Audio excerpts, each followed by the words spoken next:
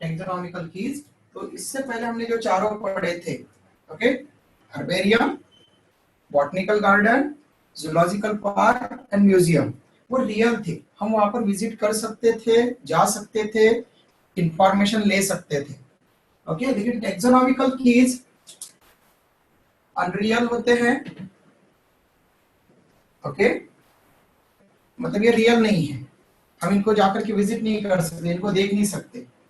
तो ये एक्चुअल में है क्या फिर? ये है हाइपोथेटिकल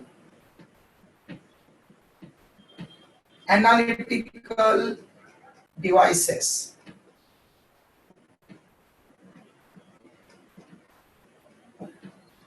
ओके। हाइपोथेटिकल मतलब जो सोचे हुए ओनली, ओके। और एनालिटिकल डिवाइसेस, तो एनालिटिकल चीजें हैं, मतलब कि हम उससे एनालिसिस कर सकते हैं, कंपैरिजन कर सकते हैं दो चीजों का।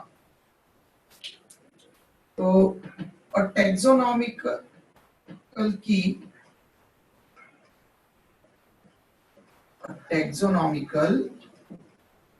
एक सिंगल टेक्सोनॉमिकल की में क्या होता है?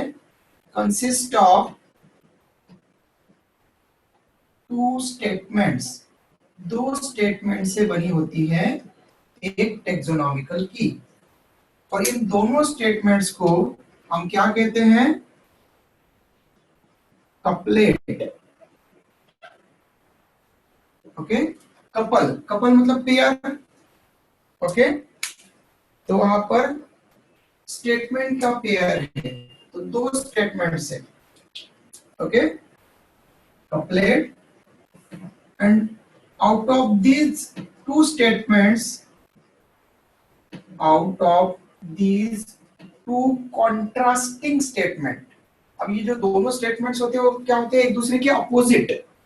कॉन्ट्रास्टिंग मतलब एक ही चीज को बताने वाले लेकिन दो अलग अलग चीजों पे बताने वाले, मतलब कि दो अलग अलग तरीके से मतलब एक दूसरे के अपोजिट मैनर में बताने वाले एक ही चीज के बारे में। Out of these two contrasting statements, है ना? कैसे दो कॉन्ट्रास्टिंग स्टेटमेंट्स, मतलब कैसे? तो देखो, जैसे मैंने कहा कि फ्लावर जो है वो कलरफुल फ्लावर्स है, ओके, और फ्लावर्स कलरलेस है। तो फ्लावर है बट या तो कलरफुल है या व्हाइट है, मतलब कलरलेस है, तो ये हो गए कॉन्ट्रास्टिंग, ठीक है। या फिर हम जैसे बोलेंगे फ्लावर्स में 5 पेटल्स है या 5 या 3 पेटल्स है, तो मतलब 5 हो सकती है या 3 हो सकती है, दोनों एक साथ नहीं हो सकती, ठीक है। या तो 5 पेटल वाले पेंटापेटलस फैमिली वाले फ्लावर्स वाले, वहां पर फैमिलीज होती है पेंटापेटलस मतलब 5 पेटल्स वाली, या फिर ट्राइपेटलस 3 पेटल्स वाली, ठीक है। तो अलग अलग फैमिली होती है प्लांट से, तो हम उससे प्लांट को पहचान सकते हैं, ठीक है। तो ऐसे एनिमल के कैरेक्टर बता दिए हमने कि उस एनिमल के पास में टेल प्रेजेंट है या एब्सेंट है, तो दोनों में से एक ही होगा, या तो टेल प्रेजेंट होगी या एब्सेंट होगी, ठीक है। तो ऐसे वहां पर कैरेक्टर इनको बोलिए contrasting character. Out of these two contrasting characters, मतलब इस कपलेट में जो दोनों कॉन्ट्रास्टिंग कैरेक्टर हैं, ओनली वन स्टेटमेंट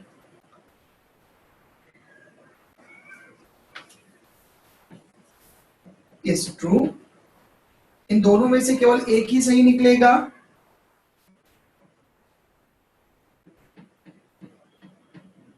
और जो सही निकलेगा उसको हम which is called as a lead, और उसको हम लीड कहेंगे कि एक लीड मिल गई हमको, है ना। जैसे आपने कोई बचपन में गेम खेला होगा, है ना, कि कहीं पर आपको जो है वो कोई खजाना वगैरह ढूंढना है, ठीक है। तो वो वाला जो गेम है उसमें फिर आप क्या करते हैं, कुछ क्लू मिलते रहना चाहिए आपको कि कहाँ कहाँ छुपाया हुआ है उसको, ओके। तो एक क्लू मिला तो आप बोलते लीड मिल गया, फिर उस लीड से आप आगे पर बढ़ते हैं, फिर दूसरा चीज सॉल्व करते हैं, फिर आगे और एक लीड मिलती है। तो जो ट्रू स्टेटमेंट होगा उसको हम कहेंगे लीड, ओके, ये ध्यान रखना। तो दोनों कॉन्ट्रास्टिंग स्टेटमेंट को एक साथ में कपलेट कहते हैं, और जो दोनों में से एक ट्रू आएगा, जो सही होगा, करेक्ट होगा, उसको लीड कहेंगे, क्योंकि उससे हम आगे बढ़ेंगे, रॉन्ग वाले को हमको कुछ नहीं कहना, उसको डिस्कार्ड कर देंगे, हटा देंगे, ठीक है। जो ट्रू मिला उसको रखेंगे, ठीक है, और उससे आगे बढ़ते जाएंगे, फिर आगे के कैरेक्टर्स और देखते जाएंगे।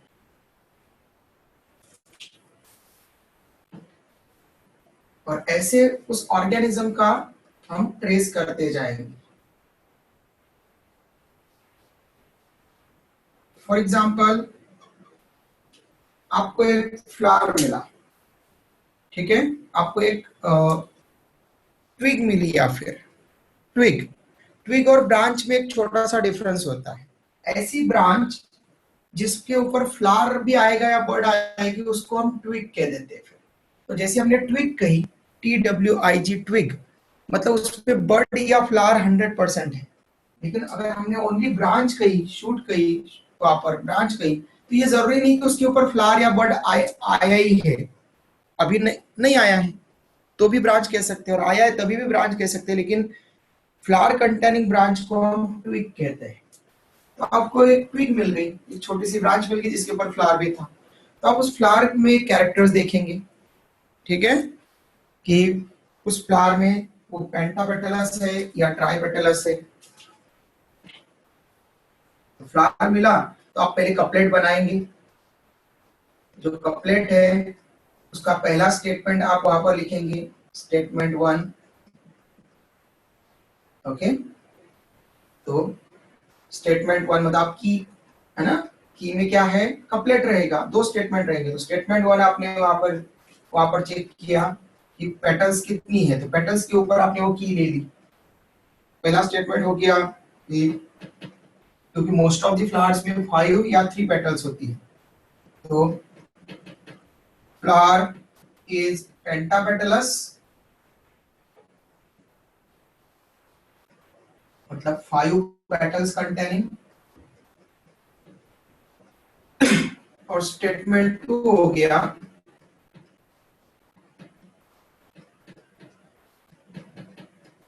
Flower is ट्राइपेटलस, 3 petals containing. फिर आप वहां पर पेटल्स को गिनोगे, आपके पास में ट्विग है, फ्लावर है, तो आपने गिना 1 2 3, खत्म।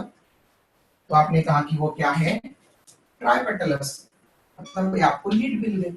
इसको आप ऊपर वाले स्टेटमेंट को डिस्कार्ड कर देंगे। अगर 5 पेटल्स वाला होता, ओके, 5 पेटल्स वाला होता तो आप काउंट करते 1 2 3 4 5, 5 मिल गई आपको, 5 पेटल्स मिल गई। तो आप पेंटापेटलस वाले को लीड बोलते हैं और इसको डिस्कार्ड कर देते दूसरे को, ठीक है। तो की का मतलब सॉल्यूशन होता है जनरली, ओके। और यहाँ पर भी हमको लीड मिलती जा रही तो हम सॉल्व करते जा रहे हैं, उसके एक एक कैरेक्टर पहचानते जा रहे हैं। जो हमारे पास में अवेलेबल चीजें हैं उससे हम उसको कैरेक्टर पहचानते जा रहे हैं। अगर पूरा ऑर्गेनिज्म हो तो और अच्छी बात है, सारे कैरेक्टर चेक कर लेंगे हम कि किसके साथ में मैच करते हैं। जैसे आपको एक ऑर्गेनिज्म मिला, तो आप उस ऑर्गेनिज्म में सबसे पहले ये देखेंगे कि क्या वो यूनिसेलुलर है या मल्टीसेलुलर है, ठीक है। फिर आपको डायरेक्टली पता चल जाएगा, यूनिसेलुलर होगा तो माइक्रोस्कोपिक होगा यूजुअली, मल्टीसेलुलर होगा तो मेनी सेल से कंपोज्ड है, तो इसलिए कम से कम उसका टिश्यू, ऑर्गन या ऑर्गन सिस्टम, बॉडी जो है वो आपको दिख सकती है, ओके। तो आपको अगर एक मंकी दिख रहा है तो आप उस मंकी को क्या बोलोगे, यूनिसेलुलर बोलोगे कि मल्टीसेलुलर बोलोगे?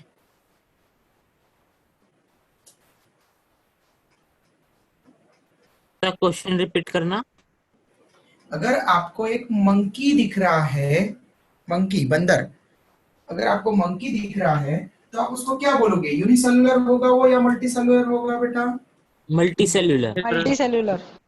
वेरी गुड, ऑब्वियसली मल्टीसेलुलर, क्योंकि अगर वो यूनिसेलुलर होता तो सिंगल सेल से अगर वो बना होता, तो पहली बात तो ये कि सिंगल सेल यूजुअली हमको मोस्ट ऑफ द ऑर्गेनिज्म की सिंगल सेल हमको दिखती ही नहीं है, ठीक है। इवन हमारी भी एक सिंगल सेल आप नहीं देख सकते। हमारे आपको ये ऑर्गन से, जैसे स्किन दिख रही है आपको, तो स्किन पूरा एक ऑर्गन है, तो स्किन के बड़े बड़े पार्ट्स के कारण ये बहुत सारी सेल्स यहाँ पर जुड़ी हुई है, तो इसके लिए आपको स्किन दिख रही है। बोन आपको दिख रही है क्योंकि वो भी एक टिश्यू है पूरा, ओके, वहां पर बहुत सारी सेल जुड़ी हुई है, तो हमारी एक सिंगल सेल को हम नहीं देख सकते, ठीक है। एक सिंगल आरबीसी को भी हम नहीं देख सकते, माइक्रोस्कोप लगाना पड़ेगा तभी देख पाएंगे, क्योंकि वो माइक्रोन लेवल की है, माइन्यूट है। तो इसी तरह से अगर हमको मंकी दिख रहा है, इसका मतलब है कि वो पूरी बॉडी उसकी दिख रही है हमको, उसमें आईज दिख रही है, उसकी स्किन दिख रही है, उसके ऊपर हेयर दिख रहे हैं, तो मतलब उसके टेल दिख रही है, तो ये उसके ऑर्गन या स्ट्रक्चर्स दिख रहे हैं, तो वो बहुत सारी सेल से बने हुए हैं, तो वो मल्टी सेलुलर हो गया। ओके, लेकिन एक बैक्टीरियम आपको दिखेगा या नहीं दिखेगा अनएडेड आई से, बिना माइक्रोस्कोप के?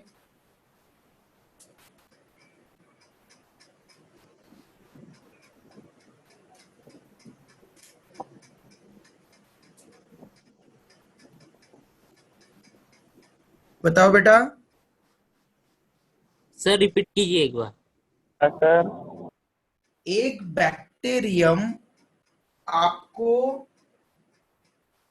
बिना माइक्रोस्कोप के दिखेगा या नहीं दिखेगा? एक सिंगल नहीं दिखेगा। बैक्टीरियम नहीं नहीं दिखेगा दिखे- बिना माइक्रोस्कोप के। नहीं दिखेगा सर। गुड, नहीं दिख सकता, क्योंकि सिंगल सेल बैक्टीरियम की जो सिंगल सेल है, बैक्टीरियम सिंगल सेल वाले होते हैं, यूनिसेलुलर होते हैं, और वो माइक्रोस्कोपिक है। तो जब तक बैक्टीरिया की पूरी कॉलोनी ना हो, मतलब वहां पर मिलियंस ऑफ बैक्टीरिया जब तक ना हो, तब तक हम उनको बाहर से नहीं देख सकते, ठीक है? और उसमें भी हमको पूरी कॉलोनी दिखेगी, पूरी पॉपुलेशन दिखेगी उनकी बैक्टीरिया की, ठीक है, एक जैसी लेयर दिखेगी मतलब, ओके, लेकिन एक एक बैक्टीरियम नहीं दिखेगा उसमें, ठीक है? तो सबसे पहले हम देखेंगे यूनिसेलुलरिटी है या मल्टीसेलुलरिटी है, ओके? तो ऑर्गेनिज्म इज यूनिसेलुलर और मल्टीसेलुलर, ये अगेन वहां पर की बन जाएगी पहली। फिर अगर वो यूनिसेलुलर हुआ तो हम ये देखेंगे, मल्टीसेलुलर अगर हुआ तो 100% वो क्या होगा? यूकैरियोट, ठीक है? लेकिन अगर वो यूनिसेलुलर हुआ तो बहुत सारे यूनिसेलुलर ऑर्गेनिज्म प्रोकैरियोट भी होते हैं और बहुत सारे यूकैरियोट भी होते हैं, ओके? मतलब सिंगल सेल से, अगर वो मेनी सेल से बना है तो यूकैरियोट है 100%, ओके? कोई भी मल्टीसेलुलर प्रोकैरियोट नहीं है, ओके? फिर लेकिन यूनिसेलुलर, कुछ यूनिसेलुलर प्रोकैरियोट है या यूकैरियोट है, तो अगर वो यूनिसेलुलर हुआ तो फिर आपको देखना पड़ेगा कि वो प्रोकैरियोटिक है या यूकैरियोटिक है। प्रोकैरियोटिक का मतलब होता है, प्रोकैरियोटिक सेल या प्रोकैरियोटिक ऑर्गेनिज्म का होता है। प्रो मतलब प्रिमिटिव, और ये जो कैरियो है तो ये कैरियन से आया है। प्रो का मतलब है प्रिमिटिव और इनएक्टिव और under develop, primitive, old, ancient और अंडर डेवलप, हम ऐसा उसको रिप्रेजेंट करते हैं प्रो के लिए। और ये जो कैरियोटिक, तो कैरियन, ये ग्रीक वर्ड है karyon, okay, not karyon, karyon बोल रहा हूं मैं इसको। तो ये जो कैरियन है, ये इसका मीनिंग होता है न्यूक्लियस, तो अंडर डेवलप न्यूक्लियस, मतलब प्रोकैरियोटिक सेल में न्यूक्लियस वेल डेवलप नहीं होता, मतलब इनमें न्यूक्लियर मेम्ब्रेन एब्सेंट होती है, इसलिए इनका जो न्यूक्लिक एसिड है, मटेरियल है जो वहां पर क्रोमेटिन मटेरियल, वो पूरा डिस्पर्स रहता है, क्योंकि कोई मेम्ब्रेन उसको कॉन्फाइन नहीं कर रही है, बंद नहीं कर रही है, रोक नहीं रही है, ठीक है? तो कोई प्रोटेक्टिव मेम्ब्रेन नहीं है, न्यूक्लियर मेम्ब्रेन एब्सेंट। लेकिन जिनमें न्यूक्लियर मेम्ब्रेन प्रेजेंट होती है उनको हम बोलते हैं यूकैरियोट्स। यूकैरियोटिक या यूकैरियोट्स का मतलब है you, it means well developed,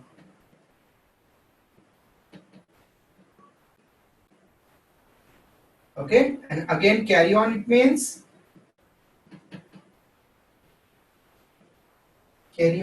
nucleus। तो यहाँ पर वेल डेवलप्ड न्यूक्लियस है, इट मींस यहाँ पर क्या है? न्यूक्लियर मेम्ब्रेन प्रेजेंट,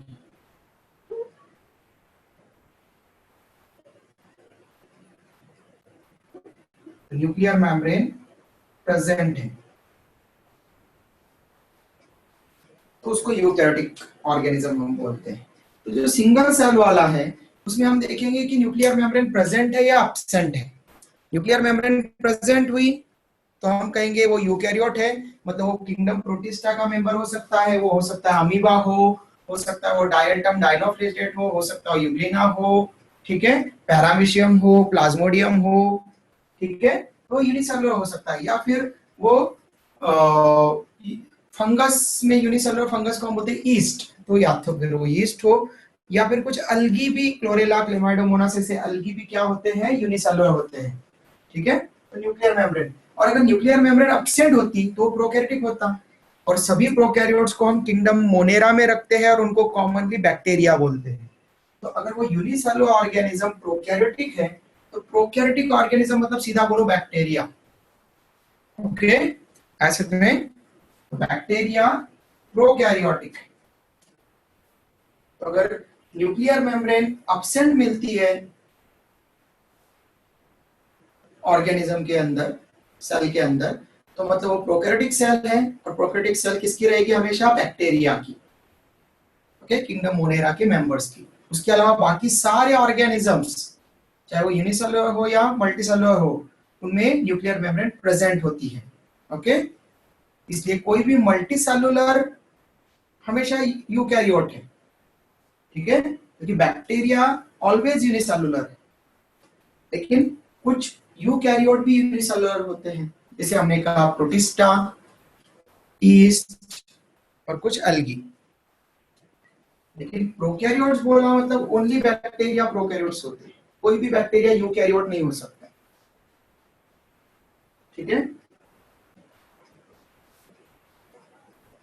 तो इस तरह से हम जो है यहाँ से कीज पर ढूंढते रहेंगे ऑर्गेनिज्म में, आगे आगे चीजें पढ़ते रहेंगे उसके बारे में, और उसको क्लासिफाई करते जाएंगे। तो इस तरह से टेक्सोनॉमिकल कीज जो हाइपोथेटिकल है, हम केवल सोच रहे हैं, लेकिन उसका एनालिसिस करते जा रहे हैं और कंक्लूजन ड्रॉ करते जा रहे हैं, कि लीड मिलती जा रही है, उससे पता चलता जा रहा है कि ऑर्गेनिज्म कौन है, ठीक है, किस किंगडम से बिलोंग कर रहा है। ठीक है, ऐसे हम वहां पर उसको क्लासिफाई करते जाएंगे। तो इस तरह से टेक्सोनॉमिकल कीज हेल्प करती है टेक्सोनॉमी में। ओके, स्क्रीनशॉट ले लो बेटा। सर वो नीचे का नहीं दिख रहा बोर्ड में। हाँ, एक सेकंड बेटा, मैं कर देता हूँ कैमरा को। नाउ विजिबल है बेटा? Yes sir. ओके, ले लो बेटा screenshot. Sorry, done sir. Okay good बेटा, स्वयं। चलो, तो ये हो गई टेक्सोनॉमिकल कीज। अब लास्ट है फ्लोरा, फौना, कैटलॉग, मोनोग्राफ, ये कुछ terms.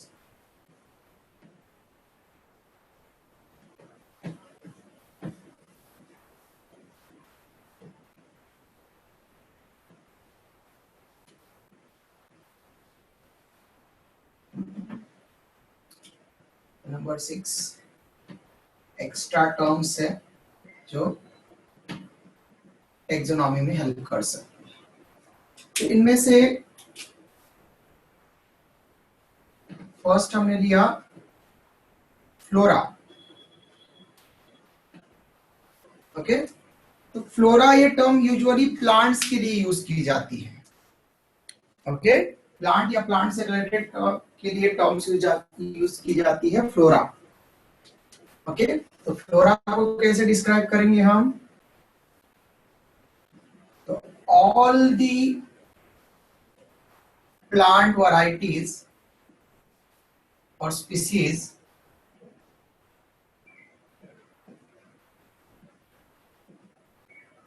found in a particular geographical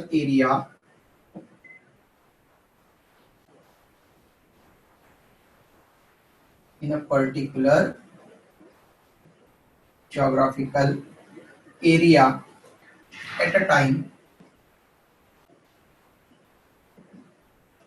termed as flora।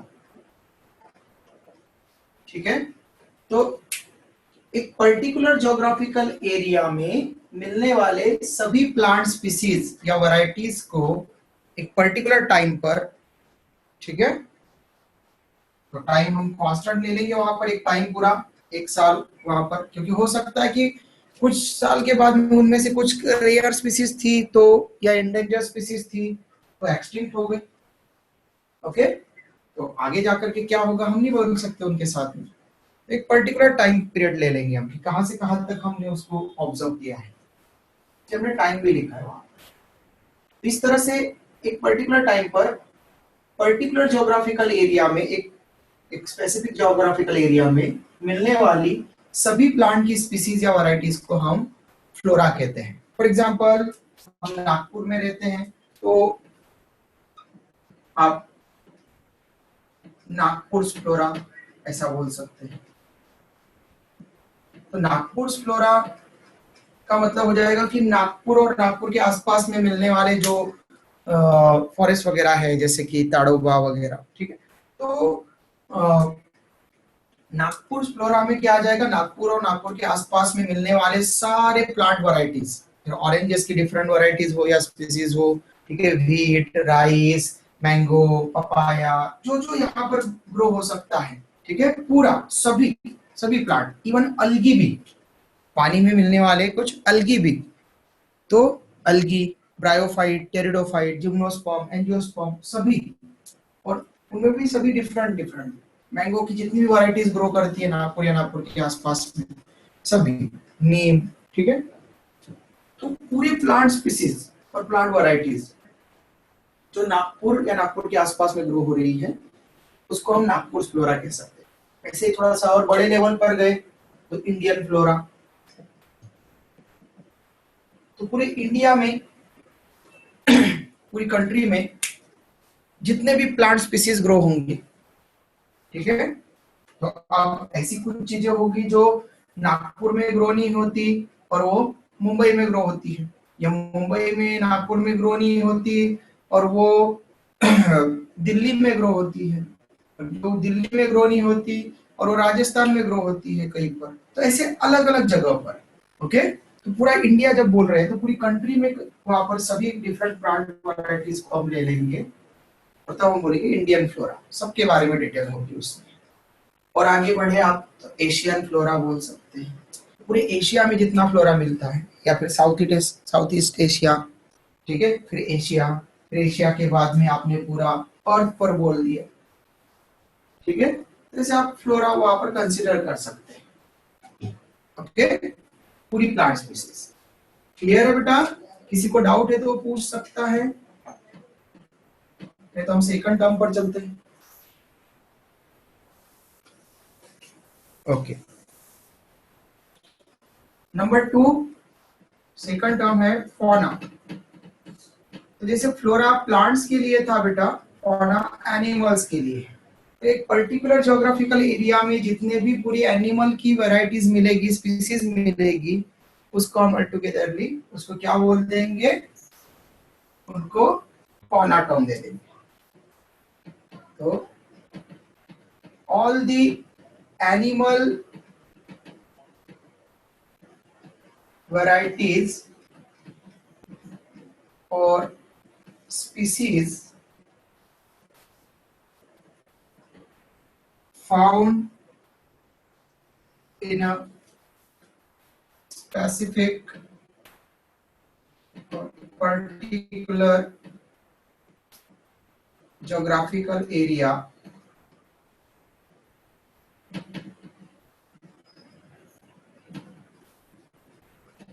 at a given time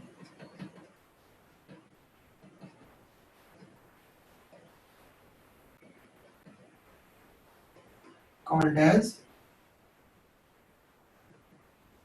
fauna। Flora plants के लिए और फौना एनिमल्स के लिए, ओके। तो जैसे आप अगेन वहां पर एग्जांपल दे सकते हैं, नागपुर फौना। नागपुर में जितने भी एनिमल्स स्पीसीज है, वैरायटीज है, कैट, डॉग, रैट, काऊ, बफेलो, ठीक है, ह्यूमन बीइंग, जितने भी वैरायटीज है एनिमल की, सबको आप वहां पर ले लेंगे। अब यहाँ पर एक और चीज आप यूज कर सकते हैं, टेरेस्ट्रियल फ्लोरा और aquatic flora. Terrestrial fauna, aquatic fauna, है ना, क्योंकि फिश या पॉन्ड, लेक जो भी मिलेगी उसमें फिश मिलेगी वहां पर, ठीक है। तो आसपास में, नागपुर के आसपास में समझ लो कोई रिवर है तो वहां पर, लेकिन लेक लेक तो है, अंबाझरी लेक है जैसे, तो वहां पर कुछ ना कुछ फिश तो है, कुछ छोटे छोटे पॉन्ड बनाए लोगों ने फिश कल्चर, फिशिकल्चर के लिए। तो फिशिकल्चर मतलब फिश को रियरिंग करवाना, उसके लिए तो अलग अलग वहां पर डालते हैं, वहां पर वो अलग अलग स्पीसीज की फिश। तो वो हो जाएगा एक्वेटिक फौना। तो टेरेस्ट्रियल फौना, एक्वेटिक फौना, ऐसा हम बोल सकते हैं।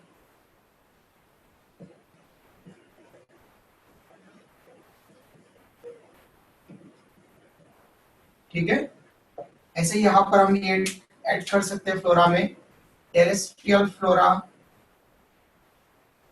मतलब लैंड पर ग्रो करने वाले प्लांट्स वगैरह वहां पर, एक्वेटिक फौना एक particular place, aquatic flora. Okay, ठीक है बेटा, किसी को कोई कंफ्यूजन है तो पूछ सकता है दोनों के ऊपर।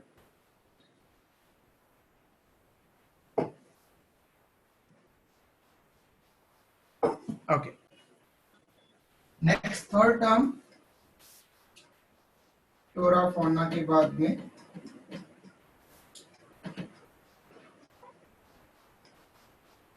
मोनोग्राफ।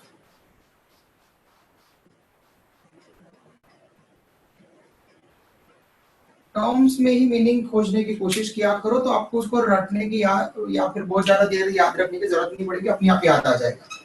मोनोग्राफ, तो मोनो, मोनो इस वर्ड का मीनिंग क्या होता है बेटा? सिंगल। गुड, सिंगल और वन, मोनोग्राफ। तो हम यहाँ पर हम किसी न किसी ऑर्गेनिज्म की स्टडी के बारे में बात कर रहे हैं, टेक्सोनॉमी के बारे में बात कर रहे हैं ताकि वो हेल्प करे। तो मोनोग्राफ मतलब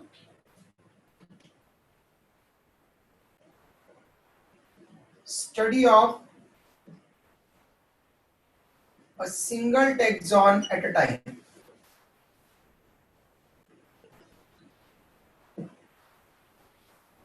जब हम केवल एक सिंगल टेक्सॉन की बात करेंगे तो उसको हम बोलेंगे मोनोग्राफ।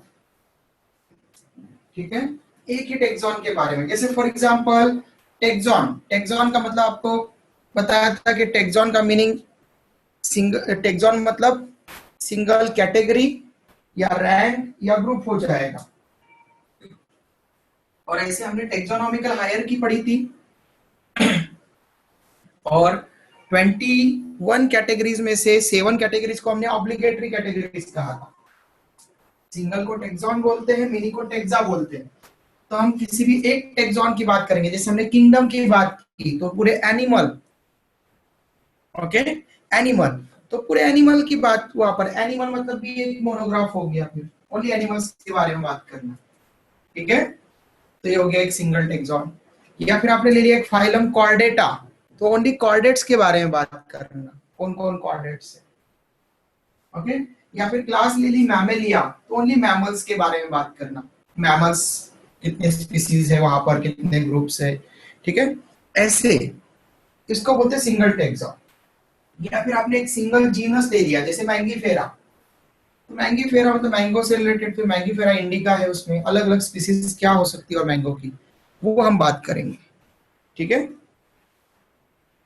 तो आपने फॉर एग्जांपल राइस ले लिया, ओनली राइस की स्टडी कर रहे हैं आप, तो मतलब आप मोनोग्राफ के बारे में बात कर रहे हैं, ओनली राइस बोल दिया, ओनली व्हीट बोल दिया, ओनली ह्यूमन बीइंग बोल दिया, ह्यूमन बीइंग की स्टडी कर रहे हैं, मतलब आप मोनोग्राफ, मोनोग्राफ की बात कर रहे हैं, क्योंकि आप एक सिंगल टेक्सॉन की बात कर रहे हैं।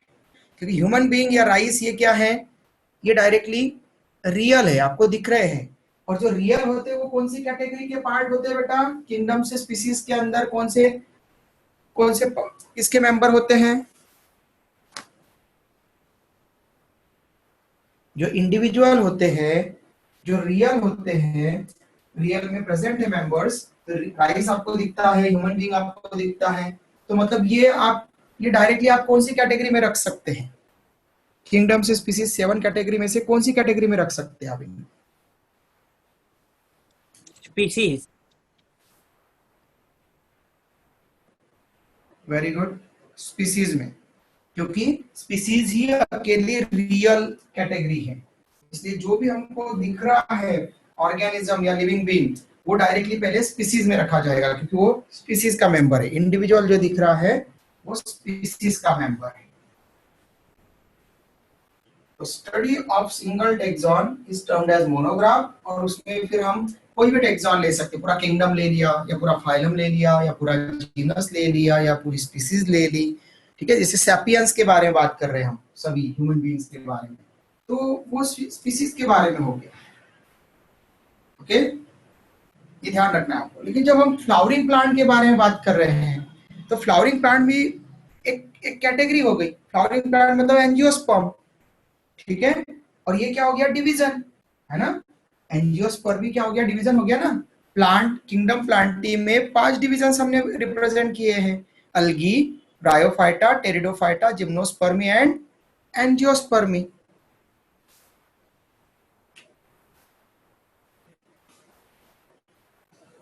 ओके, तो जो हमने बोला फ्लावरिंग प्लांट मतलब एंजियोस्पर्मी, तो एंजियोस्पर्मी ये क्या क्या आ गया, डिवीजन। किंगडम प्लांटी के अंडर में सेकंड वाला टेक्सॉन कैटेगरी आ गई, डिवीजन। तो हम पूरे फ्लावरिंग प्लांट की बात कर रहे हैं, मतलब हम क्या बात कर रहे हैं, हम एक सिंगल टेक्सॉन डिवीजन की बात कर रहे हैं। ये आपको ध्यान रखना पड़ेगा। मोनोग्राफ मतलब एक सिंगल टेक्सॉन, और वो टेक्सॉन कोई भी कैटेगरी हो सकती है। एक सिंगल इंडिविजुअल की बात करेंगे, ह्यूमन बीइंग की, ओके, तो स्पीसीज में आ जाएगा, वो भी एक कैटेगरी हो। लास्ट है बेटा कैटलॉग। ये वर्ड आपने कहीं ना कहीं तो सुना होगा। कैटलॉग ये वर्ड कितने लोगों ने सुना है, बस केवल सुना है ये बता दो। यस सर, सुना है। यस सर, सुना है। सुना है सर। गुड, चलो। सर, तो 3 सुना है। Students, good, very good. चलो, तो 4 स्टूडेंट्स ने बताया कि उन्होंने सुना है, शायद बाकी ने नहीं सुना हो इसलिए नहीं बता पा रहे हैं, तो ठीक है, कोई बात नहीं।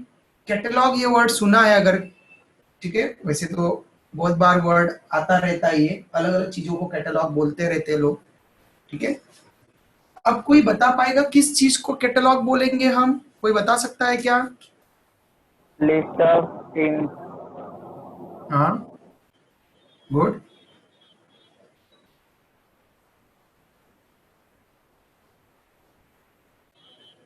बोलो बेटा आगे। कैटलॉग इस वर्ड से क्या समझते हो बेटा आप? अगर आपने कैटलॉग देखा तो उसमें आपने क्या वर्ड सुना, या क्या क्या मीनिंग, क्या इमेज आई आपके सामने कैटलॉग बोलते से ही, क्या आपने एज्यूम किया? List of flora and fauna okay, in biological term. नहीं, तुमने जो ऑब्जर्व किया कैटलॉग कभी वर्ड आया तो तुम्हारे सामने क्या इमेज आई, कैटलॉग मतलब क्या? List of things giving detail about some, क्या बोलेंगे, रिसोर्सेज। Very good. तो देखो बेटा, कैटलॉग का मतलब है जनरली कैटलॉग। अब कैटलॉग क्या है, बहुत सारे लोग अलग अलग तरह के कैटलॉग वहां पर ये करते हैं। तो कोई भी ऑर्गेनाइजेशन अगर है, जनरल मीनिंग क्या है वो मैं पहले बता देता हूँ, ताकि फिर आपको इसमें समझने में क्लियर हो कि हमने यहाँ पर क्यों कैटलॉग बोलते हैं इसको। तो अगर कोई, क्योंकि बहुत बार क्या होता है ना कि जो ऐसी बायोलॉजिकल टर्म्स है उनको बहुत सारे लोग ऐसे यूज कर लेते हैं, जैसे इकोसिस्टम, ठीक है। इकोसिस्टम का मतलब होता है कि जहां पर अलग अलग टाइप के रिसोर्सेस अवेलेबल हो, प्लांट्स ऑर्गेनिज्म एक साथ में कोऑपरेट करके काम करते हैं, एक दूसरे को फायदा पहुंचाते हैं, उनके रिलेशन होते हैं एक दूसरे के फिजिकल और जो नॉन लिविंग और लिविंग है, दोनों के बीच में इंटरेक्शन चलता रहता है, और उससे पूरा वहां पर एक पर्टिकुलर बड़ा जियोग्राफिकल एरिया वर्क करता रहता है, उसको हम इकोसिस्टम बोलते हैं बायोलॉजी में। तो बहुत बड़े जो ऑर्गेनाइजेशन होते हैं वो अपने आप को भी इकोसिस्टम कहना वहां पर प्रीफर करते हैं। आजकल बड़ी बड़ी कंपनी होती है, हमारे इकोसिस्टम में ऐसा है वैसा है, ऐसा बोल देते हैं। तो उसी तरह से कैटलॉग, तो कैटलॉग जब जनरली हम कोई वर्ड यूज करते हैं तो कैटलॉग का मीनिंग हमको ये समझ में आता है कि अलग अलग जो कंपनीज होती है, ऑर्गेनाइजेशन, मैन्युफैक्चरर्स जो है वो ज्यादा कैटलॉग बनाते हैं, ठीक है। तो वो जो अपनी कंपनीज है, जैसे कोई मैन्युफैक्चरिंग कंपनी है, तो जितने भी पार्ट्स वो बनाएगी, ठीक है, उन पार्ट्स का वो ब्रीफ डिस्क्रिप्शन लिखेगी, उनकी उनका नाम, उसको क्या नाम से पहचाना जाएगा, ठीक है, उसका स्पेसिफिकेशन, मतलब कि उसका क्या पर्पस है, क्या काम करता है, उसका इंपॉर्टेंस, कैसे हेल्प करेगा, थोड़ा सा कंपैरिजन भी लिख सकते हैं कि दूसरे जो यूज करते हैं उसके कंपैरिजन में ये कैसा है, ठीक है। और हो सकता है वैल्यू भी लिख दे, साथ में अमाउंट भी लिख दे कि इतने कितने प्राइस का है, ठीक है। तो जनरली ऐसा वहां पर लिस्ट बनाई जाती है, ओके, कि वो क्या क्या प्रोड्यूस करते हैं और उसकी स्पेसिफिकेशन क्या क्या है, ओके। तो उसको हम जनरली कैटलॉग बोलते हैं। अलग अलग कंपनीज जो है वो अलग अलग तरह के, अगर कोई फैशन डिजाइनर है तो अपना कैटलॉग बनाएगा, तो उसमें वो अपनी अपनी चीजें दिखाएगा वहां पर, कि वहां पर उसने कौन कौन से वहां पर जो है फैशन के लिए जो है उन्होंने कौन कौन सी चीजें बनाई, वो ऐसा दिखाएगा। अगर कोई फार्मास्यूटिकल कंपनी है तो अपना जो कैटलॉग बनाएगी तो उसमें कौन कौन सी डिसीज के लिए कौन कौन सी मेडिसिन वगैरह है, क्या क्या केमिकल्स है, उनके बारे में लिखेगा। तो ऐसे ऑर्गेनाइजेशन अपने कैटलॉग बनाते हैं ताकि जो डिस्ट्रीब्यूटर है या कस्टमर है उनको पता चले कि ये कंपनी क्या क्या बनाती है, उनका क्या इंपॉर्टेंस है और उनकी क्या वैल्यू है। इसी तरह से टेक्सोनॉमिकल एड्स में, टेक्सोनॉमी में हेल्प मिल सके इसलिए हम भी कैटलॉग बनाते हैं, या फिर जो टेक्सोनॉमिस्ट होते हैं, मतलब जो इनकी स्टडी करते हैं, ठीक है, लिविंग बीइंग के नॉमेनक्लेचर वगैरह से रिलेटेड, तो वो भी क्या करते हैं, कैटलॉग बनाते हैं, ओके। अब वो कैटलॉग बनाते हैं तब क्या करते हैं, वो लिस्ट तो बनाएंगे ऑर्गेनिज्म की, लेकिन वो लिस्ट कैसे बनाते हैं, तो वो अल्फाबेटिकल मैनर में। Catalogue it means representation of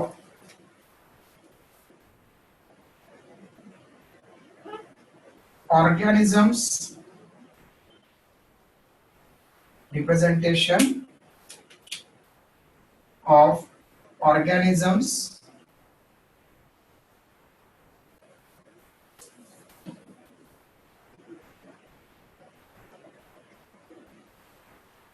in their in alphabetical manner,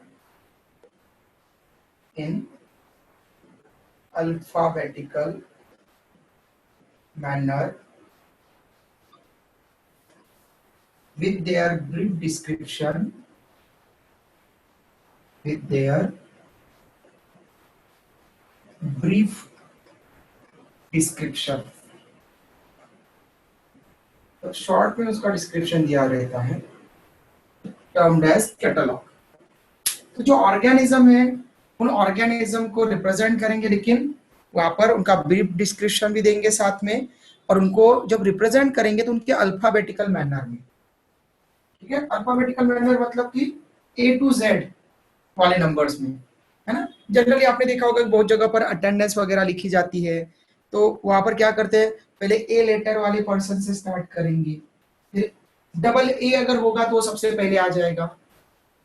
for example किसी का नाम आकाश है और वो लिखता है स्पेलिंग डबल ए से स्टार्ट करता है, समझो आकाश ऐसा, और एक लिखता है अमित, तो फिर दोनों में ए है, लेकिन पहले कौन आएगा, फर्स्ट किसको लिखा जाएगा, आकाश।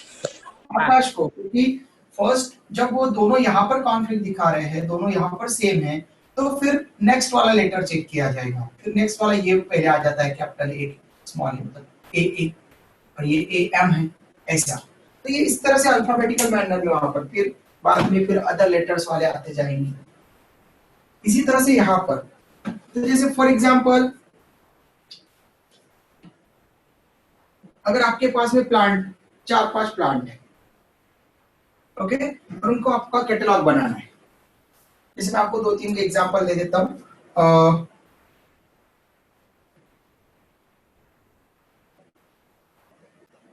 जैसे आपके पास में मैंगो है, प्लांट ले लिया हमने पहले मैंगो, फिर उसके बाद में आपके पास में नीम है, ओके, उसके बाद में राइस है, व्हीट है, ठीक है, क्योंकि मैंगो और व्हीट वाला तो आप पढ़ चुके हो क्लास में नेमिंग, ठीक है, और ये नीम राइस ये आपको आगे आते रहेंगे, इसलिए आपके एक तरह की प्रैक्टिस भी हो जाएगी, हम कैटलॉग भी बना लेंगे और समझ भी लेंगे। अब मैंगो का बायोलॉजिकल नेम होता है मैंगीफेरा इंडिका, ओके, तो मैंगीफेरा इंडिका। नीम का बायोलॉजिकल नेम होता है, मैं यहाँ पर लिख दूंगा आपको प्रॉपर वहां पर, एजाडिराक्टा इंडिका, एजाडिराक्टा इंडिका। राइस का होता है, ऊपर दिख रहा है क्या आपको, राइस के ऊपर जगह आपको दिख रही है क्या, थोड़ी सी दिख रही है, ओके, मैंने ऐसा, राइस का बायोलॉजिकल नेम होता है ओराइजा सटाइवा, और व्हीट का होता है ट्रिटिकम एस्टिवा, ओके। तो आप देख सकते हैं कि आपको तो स्पीसीज की जरूरत भी नहीं पड़ेगी, आप इसी से कैटलॉग बना लोगे। बताओ सबसे पहले किसका नाम लिखूं फिर मैं, क्योंकि आपको बायोलॉजिकल नेम से लिखना पड़ेगा, ओके, जो उनके जनरल नेम है, इंग्लिश नेम है, उनसे नहीं। नीम का सबसे पहले नीम का आ जाएगा, सबसे पहले नीम का है एजाडिराक्टा इंडिका, तो नंबर 1 पर आ जाएगा एजाडिराक्टा इंडिका। फिर सेकंड पर कौन आएगा बेटा, मैंगो। मैंगो आएगा, मैंगो का है मैंगीफेरा इंडिका। फिर थर्ड पर कौन आएगा, राइस। राइस। राइस क्योंकि वो ओ से स्टार्ट हो रहा है तो ओराइजा। एंड फोर्थ पर कौन आएगा, फिर लास्ट बचा हमारे पास, यस, व्हीट का Triticum aestivum. Good, very good, ठीक है। तो इस तरह से जो हमने यहाँ पर रिप्रेजेंटेशन किया, तो हम इस तरह से वहां पर कैटलॉग बनाना स्टार्ट करते हैं। अब मैंने यहाँ पर सबके बायोलॉजिकल नेम लिखे हैं, इसलिए आपको पता है कि हैंड रिटन फॉर्म में हमको इनको अंडरलाइन करना पड़ता है। इस तरह से हम इसको रिप्रेजेंट करेंगे। स्पीसीज के साथ में भी लिख सकते हैं आप, मैंगीफेरा इंडिका, ठीक है, तो सबसे पहला था एजाडिराक्टा इंडिका, मैंगी, फिर सेकंड मैंगो के लिए मैंगीफेरा इंडिका, दोनों का इंडिका इंडिका स्पीसीज है, इंडिया का ओरिजिन दिखा रहा है, फिर ओराइजा सटाइवा और ट्रिटिकम एस्टिवम, ऐसा। तो ये बना लेते हैं, ओके बेटा, स्क्रीनशॉट ले लो और ये चैप्टर आपका कंप्लीट हो जाता है। फिर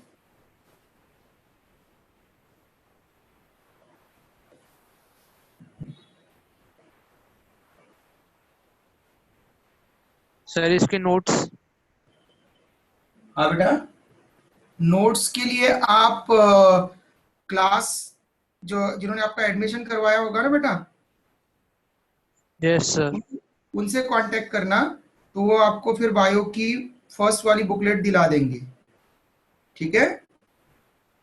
और नोट्स तो जनरली आपको कौन से पढ़ना है, जो क्लास में मैंने पढ़ाया वो सबसे पहले पढ़ना है आपको, ठीक है। क्लास में जो जो मैंने एक्स्ट्रा टर्म बोली है उनको आपको वहां पर उनको नोट डाउन करते जाना है। देन उसके बाद में फिर अगर आपका नीट है तो एनसीईआरटी टेक्स्ट बुक्स को आपको पढ़ना है। अगर आप नीट में नहीं है, आप एनडीए या फिर जेईई की एग्जाम दे रहे हो और आपका बायो वहां पर सेकेंडरी सब्जेक्ट है, ठीक है, तो आप स्टेट बोर्ड में है, और अगर आप सीबीएसई में नहीं है, स्टेट बोर्ड में है, तो आप स्टेट बोर्ड की बुक से पढ़ेंगे। फिर उसके बाद में जो बुकलेट आपको मिल रही है बायो की, वो बायो की बुकलेट केवल नीट वाले स्टूडेंट्स को मिलेगी, ओके। जो जेई वाले और एनडीए वाले स्टूडेंट हैं उनको ये बुकलेट नहीं मिलेगी, ओके, बायो की। क्यों? क्योंकि वो नीट वाले स्टूडेंट्स के लिए क्वेश्चंस के लिए है, ओके। स्टडी मटेरियल तो जो आपको यहाँ पर है, आपको स्क्रीनशॉट लेना है और आपको जो क्लास में बताया जा रहा है उसको नोट डाउन करना है आपको, ठीक है। तो अगर आप लेट आए हैं तो आप किसी भी दूसरे स्टूडेंट से जो फर्स्ट डे से था उसको रिक्वेस्ट कर सकते हैं ग्रुप पर, और वो आपको सेंड कर सकता है नोट्स, ठीक है। या फिर कोई भी नोट्स बनाने में प्रॉब्लम आए तो आप पूछ सकते हैं मुझसे।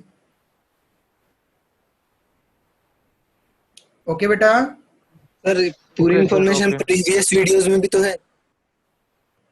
हाँ बेटा चलेगा, तो वीडियोस भी देख सकते हैं, वीडियोस भी आपको व्हाट्सएप ग्रुप पर सेंड कर दिए हैं, ठीक है।